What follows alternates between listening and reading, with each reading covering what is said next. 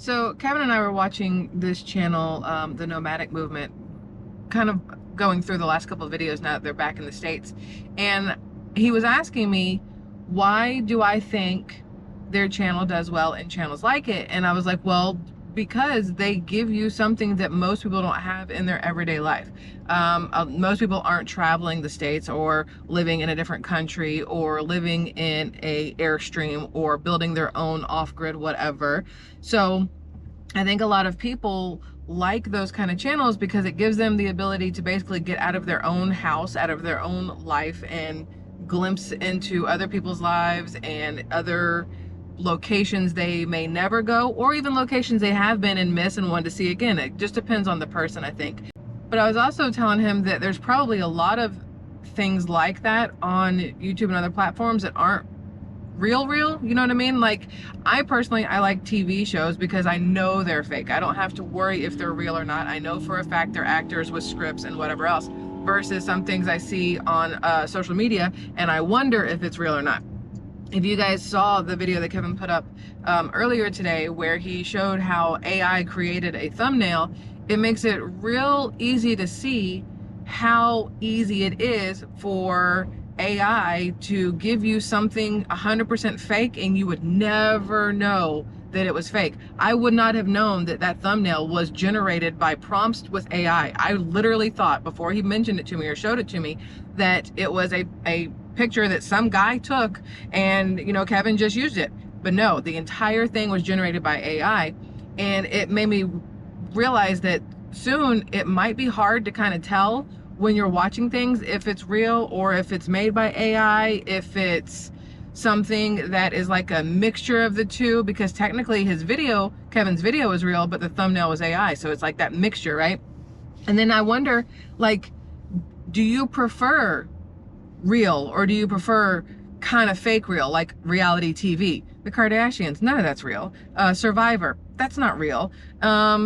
In the whatever, those Naked and Afraid, that's not real. There's still a lot of fake things in those reality shows, which makes it kind of hard to really, for me at least, to enjoy, because I don't know which parts are real and which parts are fake, and therefore my brain goes, it's all crap. None of it's real. And so I can't watch them because I don't trust any of it. And I worry that there's going to be times like that on social media platforms where you're watching things and then your brain goes, but is some of this fake? Is some of this real? Is all of it fake? And then it's going to like jade people, I think. AI is going to jade people from the real, because then you're going to start questioning if the real is real fake. I mean, we lived in a Class B van for a couple months. Well, yeah, about a couple months, 2 summers ago, when we traveled the country from Florida up to Washington, down to California and back over.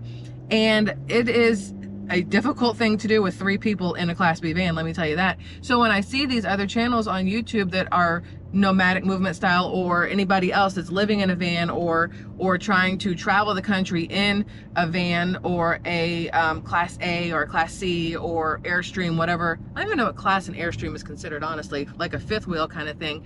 I know for a fact that a lot of that is reality. When you're trying to empty out the toilet and it pours all over your hands, that happens, right? When you get a flat tire, that happens. When your solar panels aren't solaring, that happens too. Like, I understand the reality of it, but it's also, so I also know the reality of watching someone who I think is pregnant ride across the country on a train and bicycle. So there's that.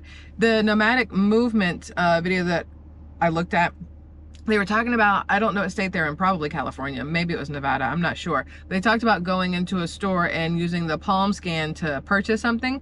And a lot of people in the comments were like, hey, don't do that, that's bad, whatever else. And I'm like, you do realize that if you have a birth certificate, they have your fingerprints and your toe prints, actually. They have your palms, your feet, your all of it. If you have a driver's license, they have those things too.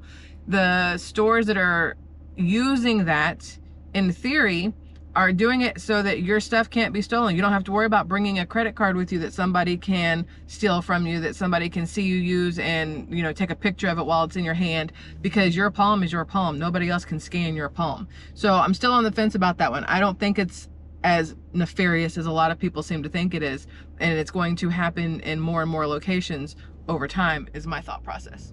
Although you really stop and think about it, I wonder if you can 3D print somebody's palm. Mission Impossible style.